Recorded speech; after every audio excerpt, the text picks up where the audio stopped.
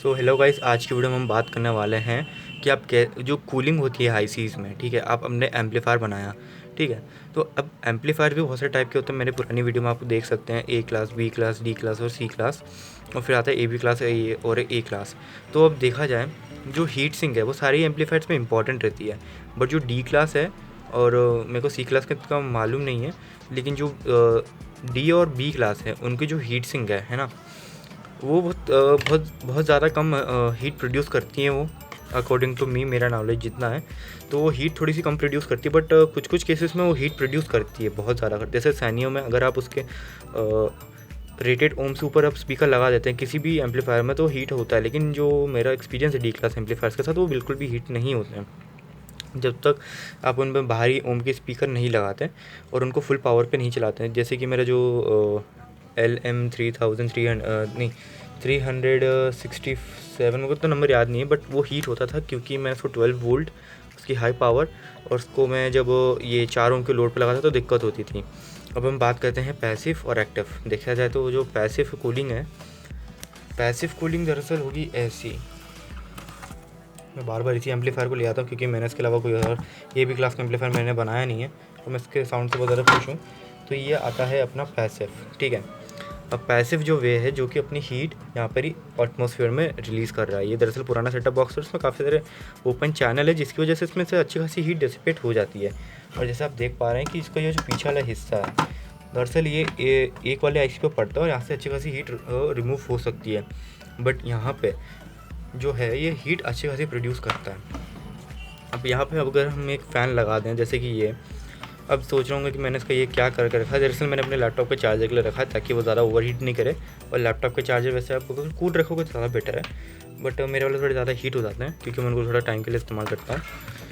सो अब active cooling ऐसी होगी कि जो मेरा एयर है ना, मैं यहाँ से इसके अंदर पुट कर रहा हूँ, चाहता कि रिमूव हो जाएगा। ओह नो, काम बिगड़ गया इधर, चलो कोई नहीं। तो जैसे कि आप देख पा रहे हैं ये जो पीस हमारा है ना, वो ऐसा करके रहेगा और वो हम लोग इस पर एयर पुट करेंगे।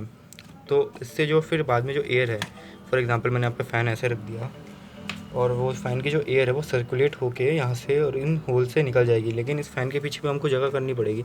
तो मोस्टली केसेस में आपने देखा होगा बहुत सारे बड़े बड़े एम्पलीफायर्स में कि उनमें फ़ैन ऐसे पीछे लगाया रहता है और उनके यहाँ पे ओपन चैनल यहाँ पे साइड साइड में दे रखे हैं।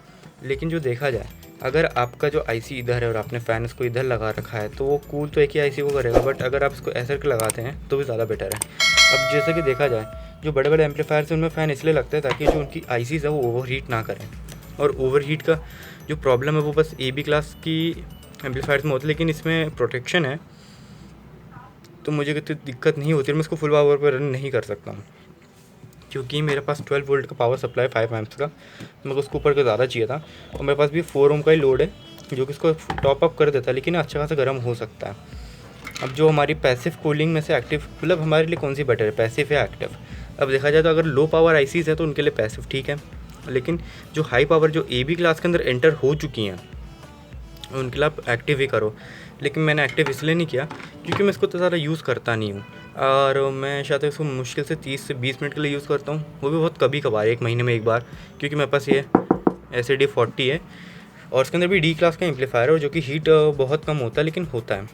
अब जब गर्मी का मौसम आ जाता है तब मुझे फ़ैन लगाना ही पड़ेगा क्योंकि इसके बाद ये हीट बहुत ज़्यादा होने लग जाता है। जैसे आप देख पा रहे पतली हीट सिंक है, ये वाली पतली हीट सिंक, और ये वाली तो मॉसफेट की हीट सिंक थी, मेरे पास थी नहीं तो मेरे को ये करना पड़ा। और जैसे आप देख पा रहे हैं कि अंदर की हालत भी कुछ ज़्यादा बेटर नहीं है, बट मैं इनको इम्प्रूव तो ज़रूर करके इसमें एक और एम्पलीफायर बिल्ड करने का सोच रहा था, बट वो नहीं हो पाया। मगर जैसे कि आप देख पा रहे हैं इसके नीचे भी ओपन एयर चैनल है, साइड में भी ओपन एयर चैनल है, तो यहाँ पे भी है। अगर मैं यहाँ से एयर पुश भी करूँगा तो सर्कुलेट होकर चली जाएगी, और जैसे कि आप देख सकते हैं कि ऊपर भी चैनल खुला हुआ है। दरअसल हमको अगर जब भी आईसी एम्पलीफायर्स बनाते हैं तो उनमें हमको जगह थोड़ी रखनी चाहिए क्योंकि ये भी हीट रेडिएट करेगा और ये भी हीट रेडिएट करेगा। अब देखा जाए तो ये क्या हो गया, अरे यार चलो कोई नहीं।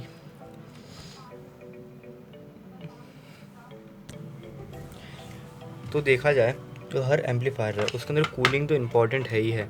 अब इसमें देखा जाए तो पैसिवली कूलिंग, और ये जो आप देख रहे हैं हीट सिंक, इसके लिए मैं बिल्कुल भी रिकमेंड नहीं करूँगा, कभी भी नहीं कर सकता। बट जो उसकी कूलिंग है, मैं इसको तो ज़रा यूज़ करता नहीं, मैं आपको बता चुका हूँ। मगर जो उसकी कूलिंग है हमको उसमें बहुत ज़्यादा इम्प्रूवमेंट करनी मेरे को अभी भी बाकी है, क्योंकि इसका जो ये आप देख पा रहे हैं ये जो है रिमूवेबल पार्ट मैंने बनाया था इसका सामने का। अब मैंने यहाँ पे फ़ैन लगाने का सोचा बट वो दिखेगा अच्छा नहीं, बट मैं इनर साइड से 12 mm का फ़ैन लगा सकता हूँ, बट उनकी प्राइस बहुत ज़्यादा। एक 12 mm का फ़ैन की प्राइस यहाँ पे तो बहुत ज़्यादा है, ऑफलाइन शॉप्स में भी बहुत ज़्यादा आती है, बट तब भी आप कुछ दुकानों से ख़रीद सकते हो। और देखा जाए तो अगर आप डी क्लास का एम्पलीफायर बना रहे हो तो उसमें कूलिंग की तो वैसे कोई ज़रूरत तो है नहीं, बट अगर आप कर देते हो तो ठीक ही है, ऐसी कोई बात नहीं है कि बहुत ज़्यादा इम्पॉर्टेंट रोल प्ले करता है वो। और सबसे ज़्यादा इम्पॉर्टेंट रोल जो प्ले करता है वो हमारी आईसीज़ का प्रोटेक्शन है। जो बहुत से डी क्लास एम्पलीफायर्स हैं उनके अंदर ये रहता नहीं है, लेकिन आप देख पा रहे हैं कि ये बहुत ज़्यादा डस्टी हो चुका है। अब यहाँ पे से आप ये भी देख पा रहे हैं कि ये जो हमारा स्पीकर है ना, इसमें भी साउंड वो ज़्यादा बेटर नहीं है। अब वो ऐसा क्यों? क्योंकि मैंने जब से KZ Pro इस्तेमाल किया मुझे अब हर चीज़ का एक बैलेंस साउंड ही पसंद आता है, और ये मुझे पता नहीं क्यों जो बैलेंस साउंड होता है इसके अंदर अभी भी नहीं है। मैं सबको दिखा भी दूंगा कि किस तरह का आप स्पीकर ये बना सकते हैं, बट मेरे को इसके लिए एक सबवूफर चाहिए। तो अगर आपके पास कोई रिकमेंडेशन हो, ये 4 ओम के स्पीकर्स के मेरे को एक सबवूफर चाहिए था यहाँ पे लगा दूँ, लेकिन मेरे पास सबवूफर मिल ही नहीं रहे। लेकिन जिस दिन मिल जाएगा उस दिन ये काम में आ सकता है सबवूफर के लिए, फिर इसके बाद बहुत अच्छा स्पीकर बन सकता है। लेकिन बस एक ही कमी, मेरे पास सबवूफर नहीं है। तो बस आज की वीडियो के लिए इतना ही था कि जो आपके लिए पैसिव ठीक है या फिर एक्टिव, क्योंकि पैसिव में आपको खर्चा थोड़ा कम पड़ेगा, लेकिन एक्टिव में वो जो फ़ैन मैंने बोला 12 mm का, उसकी प्राइस अराउंड 70 रुपीज़ है। 70 रुपीज़ में तो ऐसे ही एक और IC आ जाएगा। तो वो डिसाइड आपको करना है, क्योंकि देखा जाए तो आप यहाँ पे लगा भी सकते हो और अच्छी खासी कूलिंग कर भी देगा, लेकिन जो उसका एयर फ्लो का चैनल है वो थोड़ा छोटा है। लेकिन जो बड़े वाले फ़ैन है इनका एयर फ्लो का चैनल बहुत ज़्यादा बड़ा है। तो मैं रिकमेंड ये करूँगा, अगर आपको एम्पलीफायर के लुक से कोई फ़र्क नहीं पड़ता तो आप इस वाले पीस को रिमूव कर, मतलब मेरा तो अलग है, लेकिन मैं इसको ऐसे करके रिमूव कर सकते के लगा सकता था, जिससे कि पूरा अच्छा खासा कूल हो सकता था। मगर यहाँ पे अगर मैंने फ़ैन लगा दिया तो मेरे आईसीज़ को सही ढंग से क्या बोल सकते हैं आप, साउंड नहीं पहुँचती, मतलब पावर थोड़ा कम पड़ जाता है। तो बस